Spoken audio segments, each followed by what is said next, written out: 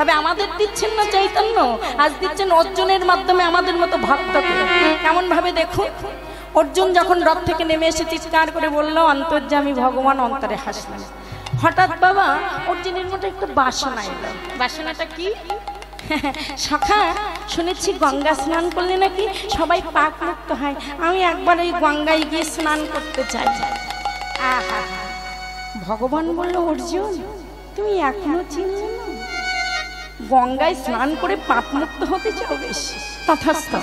বাবা, আমার ভগবান জ্ঞান দান করে, তবে নিজে হাতে কর্ম করে দান করেন না। যেমন কম্পিউটারে রিমোট টিপলে সমস্ত কাজ সম্পাদন হয়, ভগবানের রিমোট আছে। এই রিমোটের হিসেবে কাদেরকে বেছে নিলেন? দুটি শ্রীগাল। ছুটে গেলেন অর্জুন গঙ্গায় স্নান করতে। ভগবানকে 3 রাস্তার মোড়ে বসিয়ে রেখে অর্জুন এসেছে গঙ্গার ঘাটে। আর যেই না স্নান করতে যাবে, হঠাৎ দেখতে পেলেন একটা মৃতদেহ ভেসে এসেছে। আরে, এত দূর হেঁটে হেঁটে ঘাটে এলাম আর অমনি একটা মৃতদেহ। বাহ, ঢেউটাও বেশ আছে, বেশিক্ষণ লাগবে না। ঢেউয়ে ঢেউয়ে যেই বেশি দূরে চলে যাবে, আমি ওখানেই স্নানটা সেরে নেব।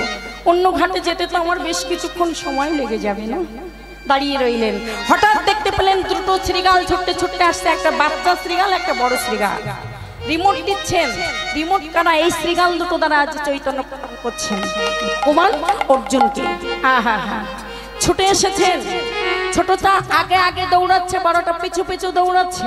বড়টা চিৎকার করে বলছে এই ভাই, আস্তে আস্তে আস্তে আস্তে, বাবা আস্তে, পড়ে যাবি তো। আবার ভেবে নেবেন না ওদিকে চিৎকার হচ্ছে বলে আমি এত করে বলছি আস্তে আস্তে, তা কিন্তু নয়। বাধে চিৎকার করছে কে? বড় শ্রীগালটা ছোট ভাইটাকে বলছে আস্তে আস্তে দৌড়াস না, পড়ে যাবি। ছোটটা পিছু পড়ে বলছে দাদা 7 দিন ধরে কিছু খাইনি, এখন একটু দৌড়ে দৌড়ে খাবার জোগাড় করে নিন না, তাহলে পরে গিয়ে হোঁচট খেলে তো আর খুঁজে পাবো না। হঠাৎ দেখতে পেলেন একটা মৃতদেহ। দাদা এই পেয়েছি, শিগগিরই এসো। যেই না কামড়াতে যাবে সবাইটা বলে একটু দাঁড়া, একটু দাঁড়িয়ে যা, আগে আগে কামড় দিস না, ওটা আমাদের খাওয়ার যোগ্য কিনা আমরা একবার ট্রাই করে দেখি, পরীক্ষা করে দেখি।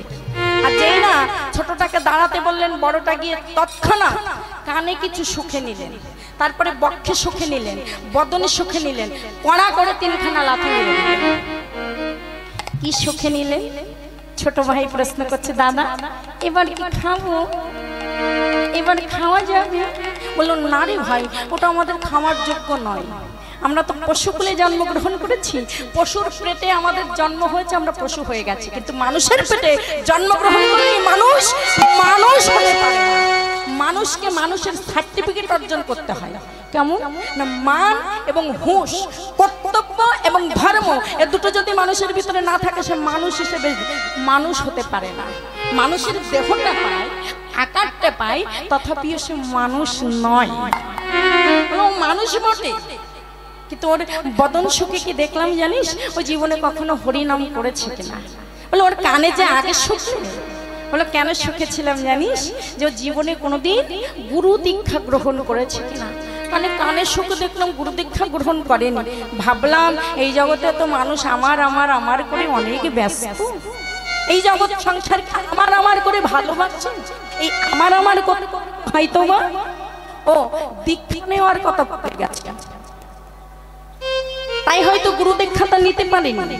কিন্তু ওর বদন সুখে দেখলাম যে বদনে কোনোদিন হরিনাম কীর্তন করেছে কিনা। কিন্তু ভাইকে দেখলাম জানিস, ওই বদনে 24 ঘন্টায় 24 মিনিটায় 24 সেকেন্ডেও একবার হরিনামকে, আমার কৃষ্ণ নামকে হরি বলে বলে কখনো হৃদয় আস্বাদন করে।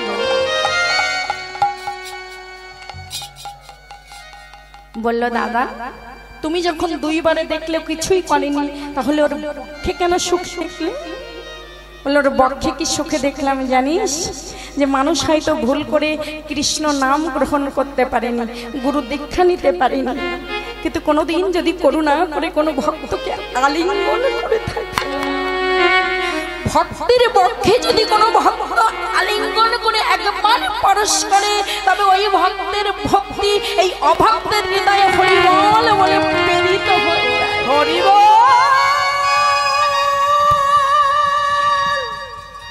হরি হরি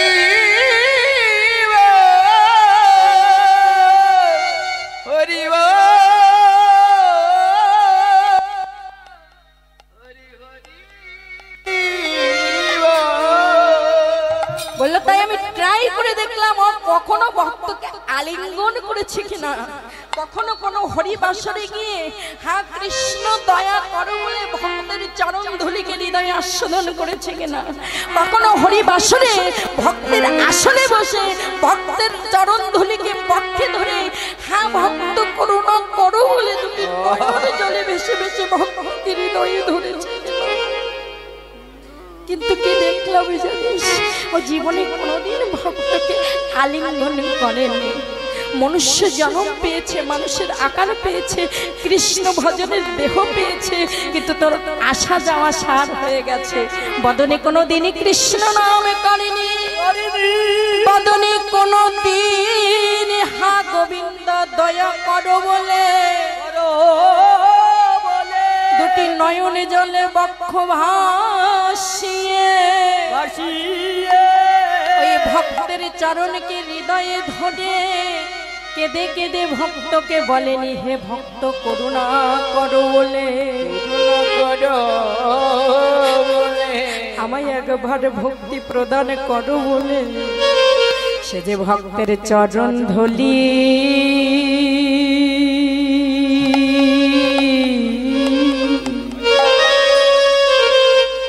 ধুলি অঙ্গে মাখে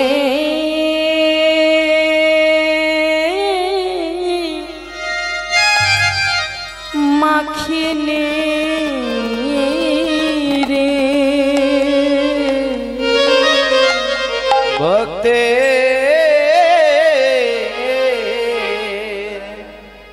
ভক্তের চরণ ধুলি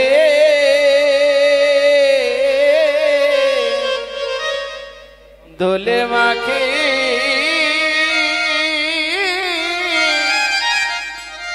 মাখিনা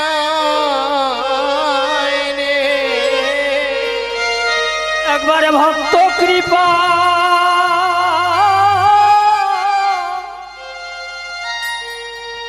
একবারে ভক্ত কৃপা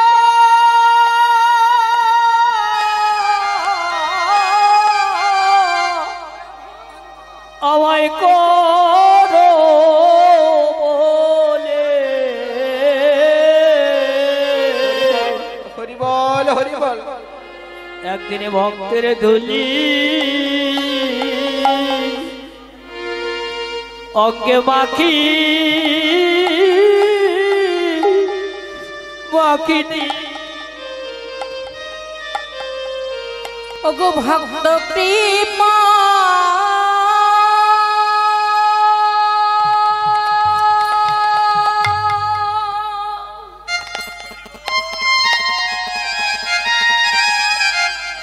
ওগো ভক্ত কৃপা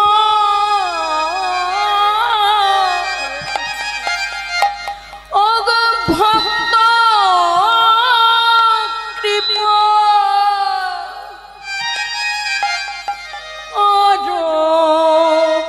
বলে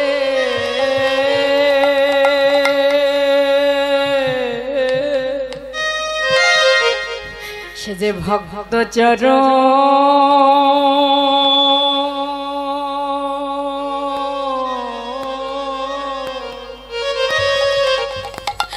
চরণ ভজে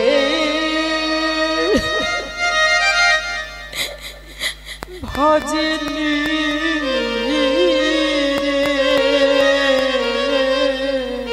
ওরে ভক্ত কৃপা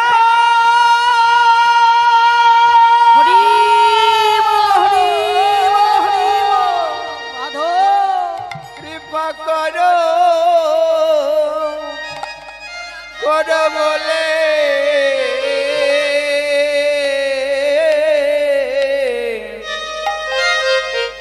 ভক্তের চরণ ধুলে ধুলে মাখে মাখিনা রে। মহাজন এক পাশ থেকে দাঁড়িয়ে দাঁড়িয়ে কথাগুলোকে শ্রবণ করে বলল ও শ্রী শুধু এই ব্যক্তির দশা এমন হচ্ছে তা নয়, আমারও তো দশা এমন। কোন জীবন সূচনা লগ্নে জন্মের সাথে সাথে পৃথিবীতে এসেছিলাম, আমার সূর্য উদিত হয়েছিল।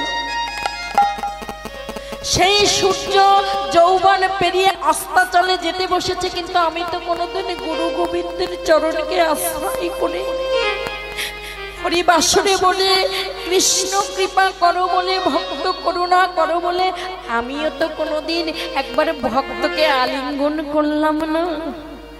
আমিও তো কোনোদিন ভক্তের চরণ ধুলিকে হৃদয়ে ধারণ করলাম না। তোমার ওই কথাগুলোকে শুনে আমার কি মনে হচ্ছে জানো, এত সুন্দরে মানব জনম পেয়ে, সাধের ভজনের দেহ পেয়ে, একেবারে ভক্ত কৃপা করো বলে আমি তো কোনোদিন নয়নে জলে ভেসে ভেসে এমন ভক্তের চরণকে হৃদয়ে ধরিলাম না গো। তাই বুঝি আমার মানব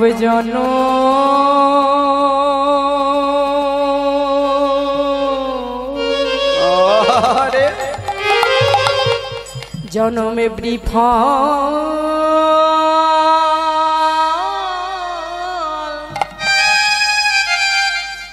বিফল হলো।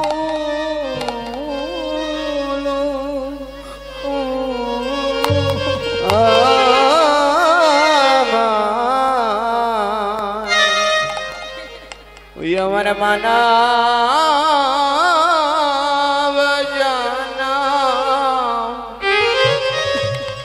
জন্ম আমার বৃথা,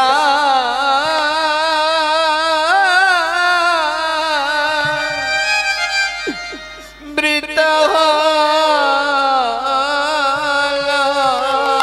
আমি ভক্ত চর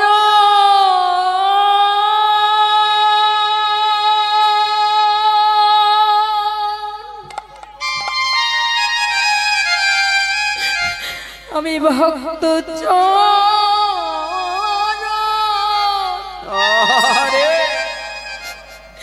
বুঝিলাম না রে।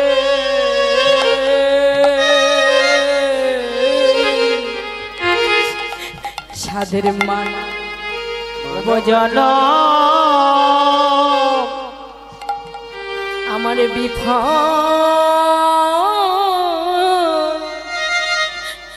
বিফল হল। হরে কৃষ্ণ। ওই আমার ভক্ত চর হরি বল, হরি ভক্ত চরণ বুঝলাম, আমাদের মাঝে আজকের অনুষ্ঠানে বুঝলাম না রে। আমাদের মাঝে উপস্থিত হয়েছেন আজকের অনুষ্ঠানের বিশেষ অতিথি আমার সাথে মানব জানা মঞ্চে এসে আসন গ্রহণ করার জন্য বিশেষভাবে অনুরোধ করছি। সেই সঙ্গে অনুরোধ করছি জন্ম আমার আমাদের বৃথা, আজকের আমন্ত্রিত অতিথি কান্তি মিলন বৃথা ভান্ডি মিঠাপুকুর রংপুর আমি আমাদের যেমন মঞ্চে এসে আসন গ্রহণ করার জন্য বিশেষভাবে অনুরোধ করছি। তেমনি আমার আমি ভক্ত চরণ না ভজিলাম। আমি যেমন এলাম তেমন গেলাম। একদিনে ভক্ত চরণ ভজিলাম না গো। আমারে আশা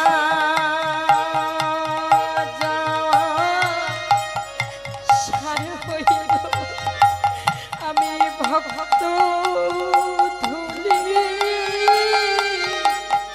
নামাখি। আমার আশা যাওয়া বিফল হলো। ভক্ত চরণ ধুলি মাখিলাম না।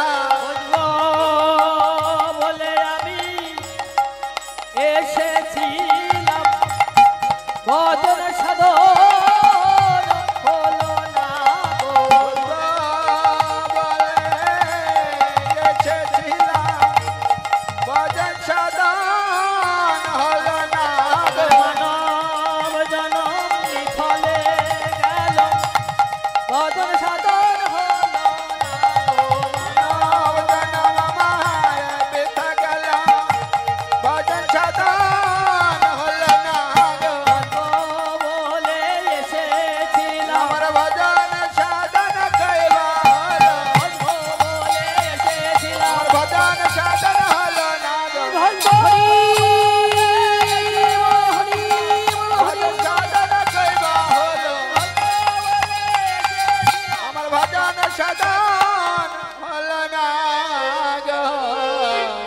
আমার মানব জনম জনম বৃথা গেল। ছোট শ্রীকালটা বললো দাদা হরি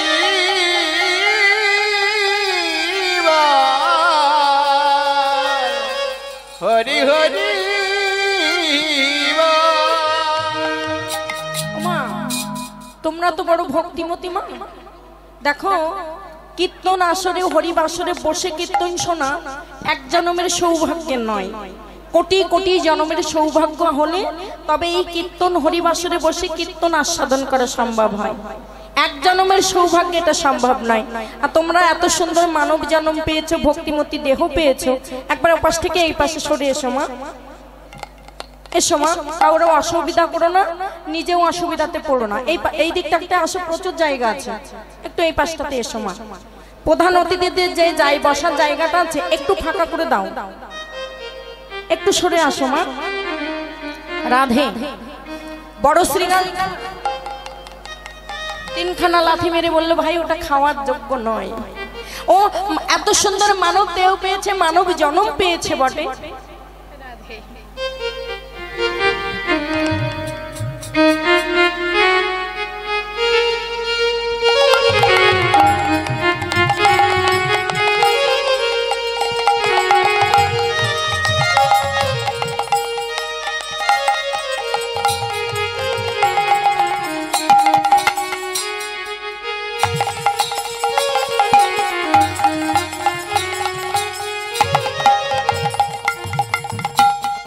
মানুষের আকার পেলে কি হবে? ওর ভিতরে মান, হুঁশ, ধর্ম, কর্তব্য কোনোটাই নেই, তাই ওকে আমরা খেতে পারবো না। ও জীবনে কোনোদিন হরিবাসরে যায়নি, হরি ভক্তের সঙ্গ করেনি, হরি ভক্তের চরণ ধুলিকে হৃদয়ে আস্বাদন করেনি। বললে দাদা ঠিক আছে, ও পাপী বলে ওকে তিনখানা লাথি মারলে, তাই তো? বুঝেছি, ও মারা গেছে বলে তুমি তিনখানা লাথি মারতে পারলে। ও যদি জ্যান্ত থাকতো ওকে তুমি তিনখানা লাথি মারতে পারতে। বলে ওর মতো জ্যান্ত পাপীকেও লাথি মারতে পারতাম। বলে তাই যদি হবে তাহলে ওই যে তোমার সম্মুখে দাঁড়িয়ে আছে ওকে তিনখানা লাথি মেরে এসো। আর যেই না বললো ওকে তিনখানা লাথি মেরে এসো, সঙ্গে সঙ্গে বড় শ্রীকালটা এসে ছোট শ্রীকালের মুখ চেপে ধরতে আস্তে আস্তে আস্তে, চিনিস ওকে? কাকে কি বলছিস? ও ভগবানের শাখা অর্জুন। বলো দাদা আমি ওকে চিনি, আমি ওর নাম জেনেই কথাটা বলছি। বললো কেন ওকে তুই পাপী বলছিস? বললো দাদা এই কথা বলার সঙ্গে সঙ্গে অর্জুন ঘুরে দাঁড়িয়েছে। ওরে মূর্খ! শ্রীকালের মুখে যখনই শুনেছে পাপী নামটা সঙ্গে সঙ্গে চমকে উঠে বললো, আমাকে তুমি পাপী বলো? জানো আমি কে? সঙ্গে সঙ্গে বড় শ্রীকালটা অনুনয় করছে, স্যার হুজুর ক্ষমা করে দিন, আর এমন হবে না মহাশয়। কিন্তু ছোটটা এগিয়ে গিয়ে বলছে, অর্জুন ও সখা শোনো, যদি তোমার এই অপরাধে আমার মৃত্যুদণ্ড হয় আমার তাতে কোনো ক্ষতি নাই। বলে আমি তো মৃত্যুদণ্ডই দেবো তোমাকে। বলে মৃত্যুদণ্ড যদি কেউ কাউকে দেয় শুনেছি তার বাঞ্ছা পূরণ করা হয়, শেষ ইচ্ছা জানা হয়। আমার তো ইচ্ছা আছে, এই ইচ্ছাটা তুমি জানতে চাইবে না? বলো তোমার কি ইচ্ছা? সঙ্গে সঙ্গে ছোট শ্রীকালটা বললো, আমার কোনো জীবনের অন্য কোনো বাসনা নেই, তিনখানা প্রশ্ন আছে। বলে কি প্রশ্ন? না প্রথম প্রশ্ন, এই গঙ্গায় কেন এসেছেন? আপনি কোথায় এসেছেন? বলে আমি কেন গঙ্গায় এসেছি। বলে আমার দ্বিতীয় প্রশ্ন, এই গঙ্গায় কি হয়? মূর্খ, তুমি তো শ্রীকাল, তুমি বুঝবি কি করে? গঙ্গা স্নান করলে কি হয়? কি গো মা, কি হয়? পাপ আসে, পাপ আসে, পাপ আসে মা। দেহের যত অপবিত্রতা সব দূরীভূত হয়ে পবিত্রতম হয়ে যায়। হরিবল হরিবল হরিবল হরিবল হরিবল। বলে তুমি তো শ্রীকাল, তুমি জানো না এই গঙ্গায় স্নান করলে সমস্ত পাপ থেকে মুক্ত হওয়া যায়। বললো বেশ, আমার শুধু এই তিনটা না প্রশ্ন, তো শেষ প্রশ্ন, এই গঙ্গার উৎপত্তি কোথায়? গঙ্গায় স্নান করলে যদি সমস্ত পাপ দূরীভূত হয়, এই গঙ্গার উৎপত্তিটা কোথায়, সৃষ্টি কোথায়?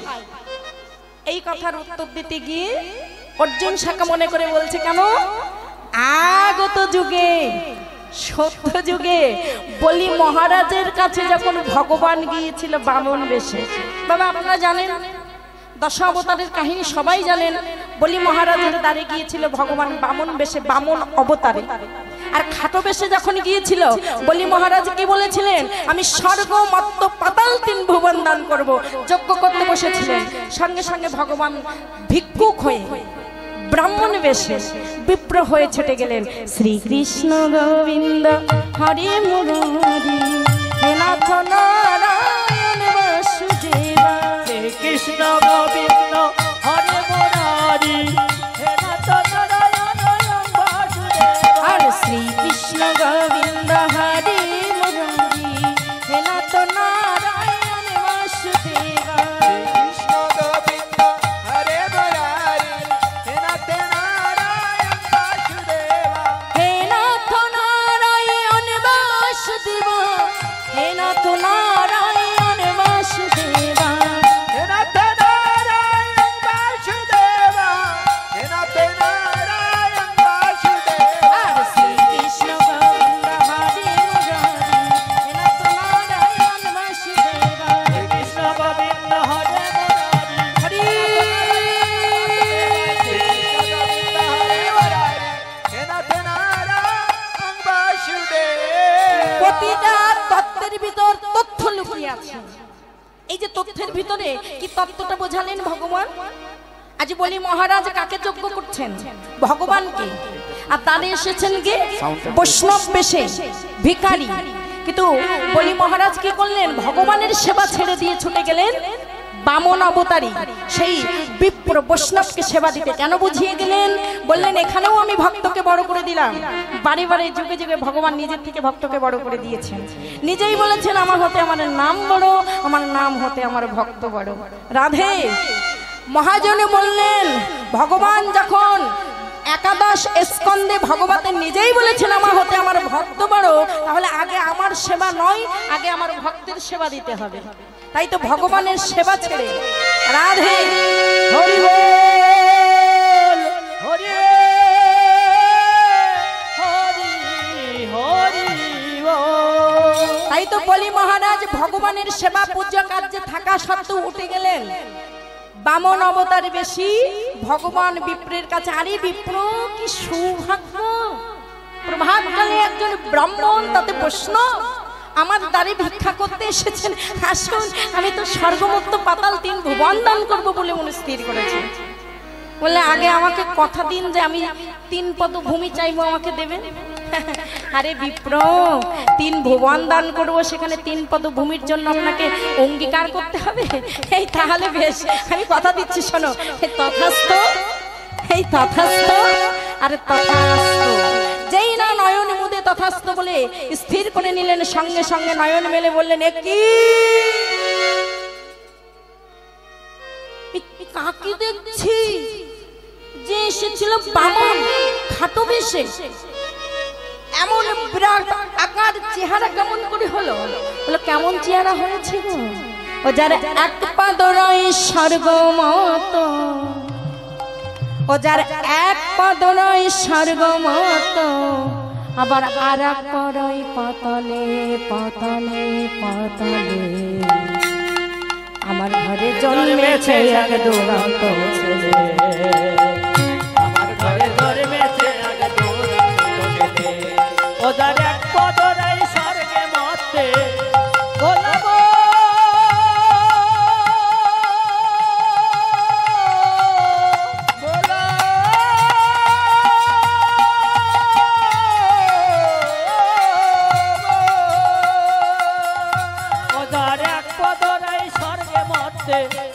আমার আর এক পড়াই পাতালে। আমার ঘরে জন্মেছে এক দুরন্ত ছেলে, আমার ঘরে জন্মেছে এক দুরন্ত ছেলে। রাধে এই দুরন্ত ছেলে খেতে দিলেই কিন্তু গ্রহণ করে না, যদি তাকে ভক্তি ভরে ভালোবেসে হৃদয় সিংহাসন পেতে কেউ সেবা দেয়, তার ঘরে সেবা করে, না হলে নয়। আহা, খেতে দিলে করে না গ্রহণ, আবার না দিলে সে করে অন্বেষণ। খেতে দিলে করে আগ্রহ, আবার না দিলে সে করে অন্বেষণ। বলি খেতে দিলে করে না গ্রহণ, আবার না দিলে সে করে অন্বেষণ। अरे खेते दिले ना करे ग्रहण, ना दिले छे करे अन्वेषण। বলি এই দুরন্ত হয় না সন্থ,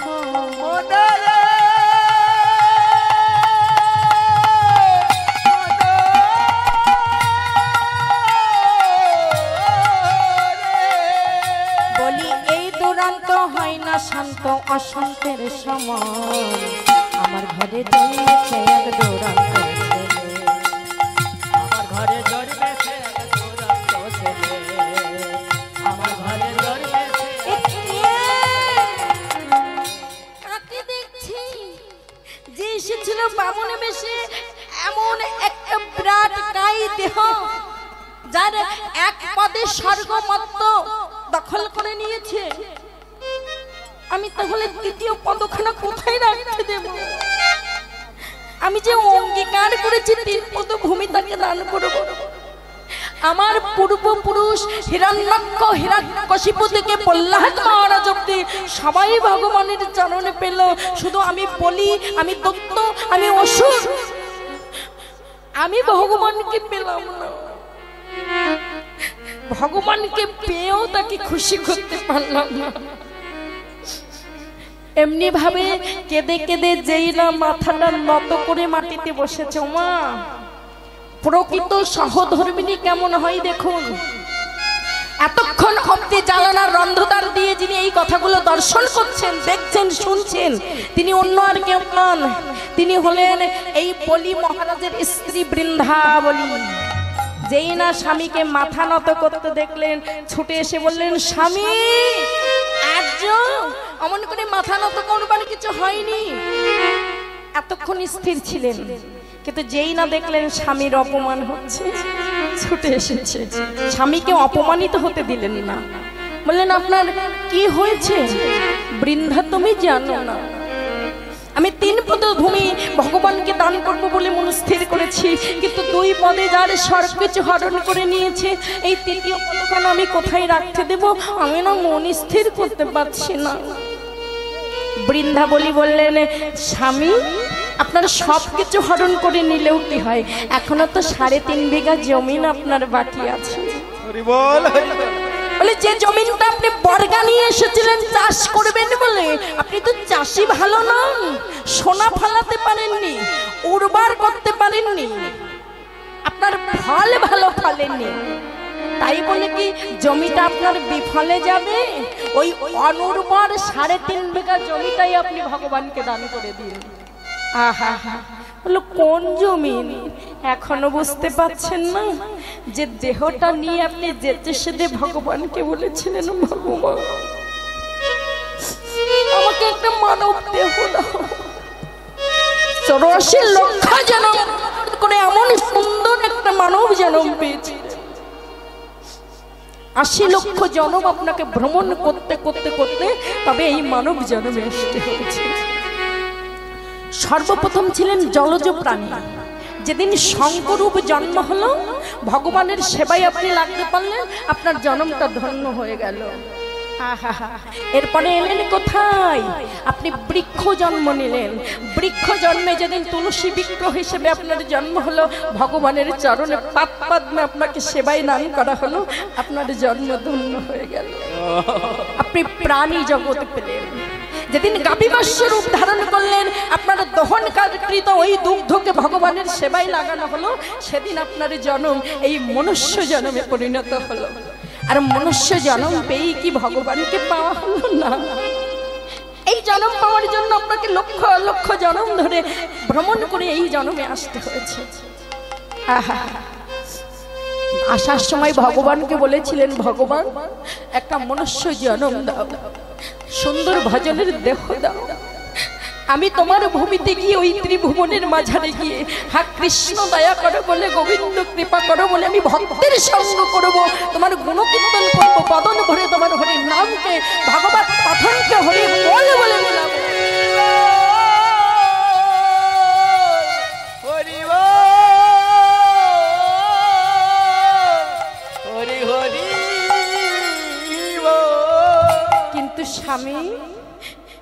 এই পৃথিবীর মাঝে এলে মায়া সমুদ্রের অতল গহ্বরে আপনি তলিয়ে গিয়েছেন, যেখান থেকে একদিনও কৃষ্ণ বলে কেঁদে কেঁদে হরি ভক্তের চরণ ধুলিকে আশ্রয় করে আপনি ভক্তের চরণকে হৃদয়ে ধারণ করতে পারেন। তাই আপনার প্রতি করুণা হয়নি। আপনি তো চাষি ভালো নন, চাষ ভালো পারেন না, তাই এই জমিতে আপনি সোনা ফলাতে পারেননি। শ্রী গোবিন্দের স্বরূপকে এই হৃদয় মন্দিরে আপনি দর্শন করতে পারেননি। এত সুন্দর নয়ন আপনাকে প্রদান করলো, ত্রিভুবনকে দর্শন করলেন। যাকে দর্শন করবার কথা দিয়েছিলেন সেই পরম পুরুষ বিধাতাকে কোনোদিন হরি বল বলে দর্শন হরি হরি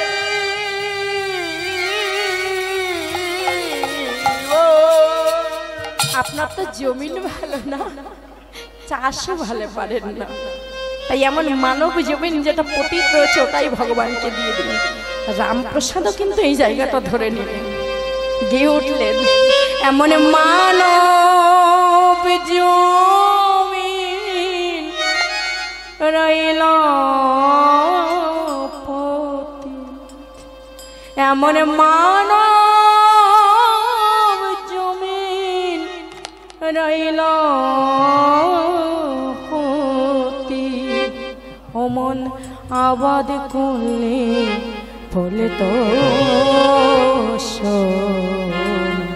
মন রে কৃষি কাজ জানো না, মন রে কাজ জানো না, মানব জমিন রইল পতিত, আবাদ করলে হলো তো সোনা। তোর মানব জমি রইল পতিত, আবাদ করলে ফল তো সোনা। মন রে কিছু কাজ জানো না, মন রে কিছু কাজ জানো না। গুরুদত্ত বীজ বপন করে ভক্তি বাণী তাই চেতনা, গুরুদত্ত বীজ বপন করে ভক্তি বাণী তাই চেতনা। ও মন একা যদি না পারিস মন রামপ্রসাদের সঙ্গে না, মন একা যদি না পারিস মন রামপ্রসাদের সঙ্গে। মন রে কিছু কাজ জানো না, মন রে কৃষি কাজ জানো না, তুমি তো কৃষি কাজে জানো না। যতই তোমাকে গুরুদেব করুণা করে হরি নামের বীজ এই কর্ণে বপন করিয়ে দিল, কিন্তু বাবা এই জাগতিক জগতের মাঝে ক্ষেতের মাঝে ফসল ফলাতে গেলে ভালো ভালো দামি বীজ শুধু বপন করলে হয় না, সেখানে যোগ ও রস থাকতে হবে। রস না থাকলে সেই জমিতে বীজের অঙ্কুর হয় না। ঠিক তেমনি ভাবে গুরুদেব করুণা করে যতই হরি নামের বীজ এই কর্ণে আপনার বপন করে দিল না কেন, কিন্তু যদি নয়ন ভক্তি বাড়ি এই দেহ ক্ষেত্র মাঝে বপন না হয়, জন আর দান করে, তাহলে কৃষ্ণ নামের বীজ সেখানে অঙ্কুরিত হবে না। আপনি তো গুরুদেবের করুণা পেয়েছিলেন, হরি নামের বীজ বপন করেছিলেন, কিন্তু আপনার ভক্তি বাড়ি তো সেচনা হয়নি। দুটি নয়ন বাড়ি এই বক্ষ মন্দির প্লাবিত হয়ে গৌর গোবিন্দের চরণে নিবেদিত করতে পারেননি, তাই আপনার কৃষ্ণ নামের বীজ অঙ্কুরিত হলো না। কৃষ্ণ নামের বীজ বপন করলেন বটে, কিন্তু সেখানে গাছ জন্মালো না, কৃষ্ণ নামের ফুল ফল ধরল না। কৃষ্ণ বাড়ি বিরামী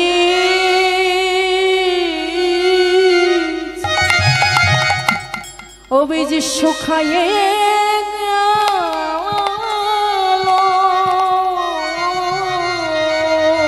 কৃষ্ণ হরে কৃষ্ণ বাড়ি বিনেবি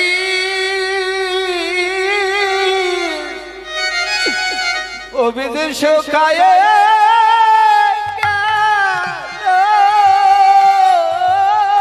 এ দেহ কৃষ্ণ সেবা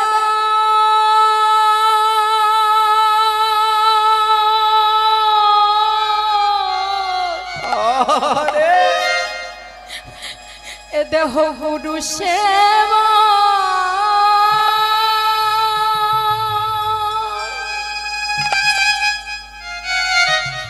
না লাগিল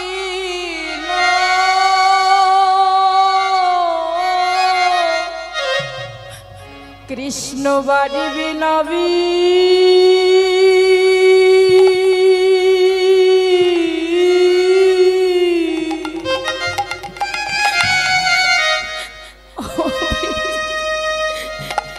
সুখাই গেল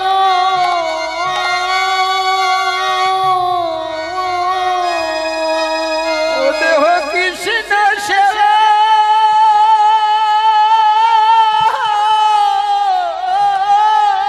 হরি বল হরি বল হরি বল।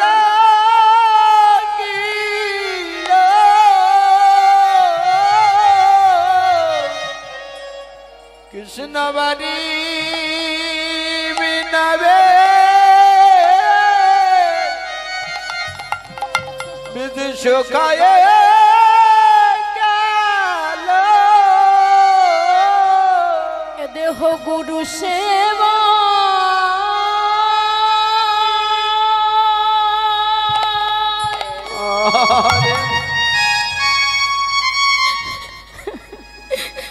দেহ গুরু সেবা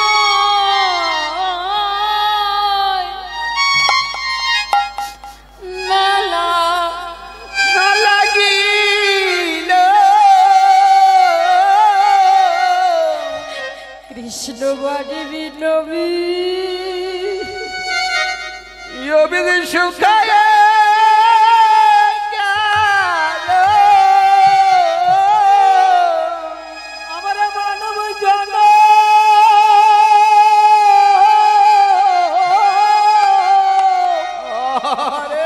বুঝিবি ফলে গেল কৃষ্ণ বাড়ি বিনাবে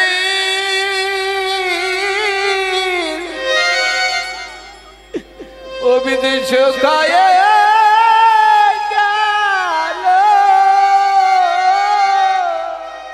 আমরা যেমনি এলাম ভাবে তেমনি তেমনি গেলাম আমরা গুরুর জন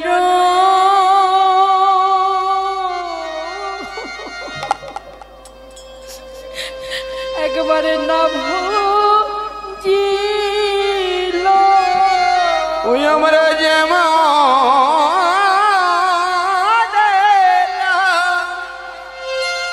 আরে তেমনি গেলাম আমরা কৃষ্ণ বনে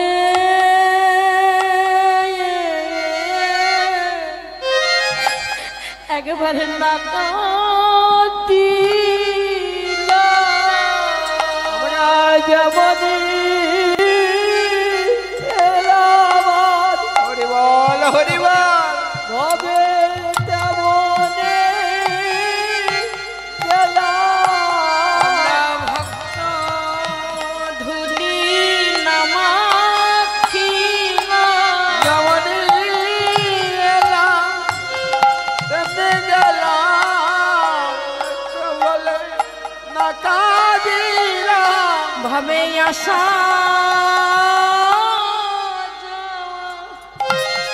সার হইল আমরা কৃষ্ণ বলে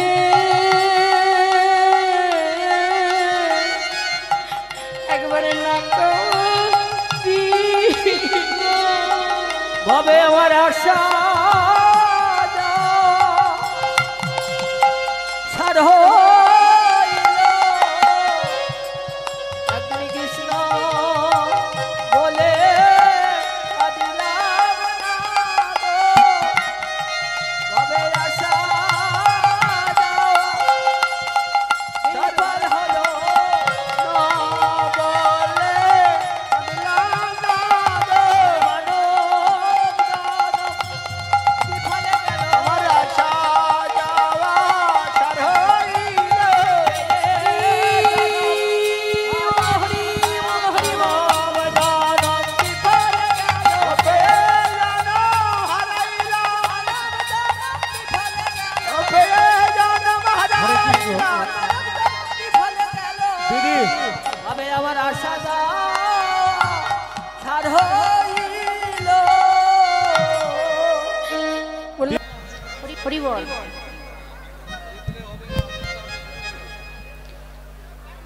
বৃন্দাবলী বললেন, স্বামী, যে অনুর্বর পতির জমিখানা আপনি চাষ করবেন বলে নিয়ে এসেছিলেন, আপনার তো নয়ন বাড়ি ভালোভাবে সেচ দিতে পারেন, জো সৃষ্টি হয়নি, আর জো সঠিকভাবে না হওয়ার কারণে আপনার বীজের অঙ্কুর হয়নি। ওই পতিত জমিখানাই আপনি ভগবানকে দান করে দিন। বৃন্দাবলীর কথাতে ভগবান কি করলেন? চরণের প্রান্তে বসে বলি মহারাজ তার এই দেহখানাই দান করে দিলেন ভগবানকে। ভগবান তার তৃতীয় পদখানা বলির মহারাজের মস্তকে প্রদান করে দিলেন। আর যেই না মস্তকে প্রদান করলেন,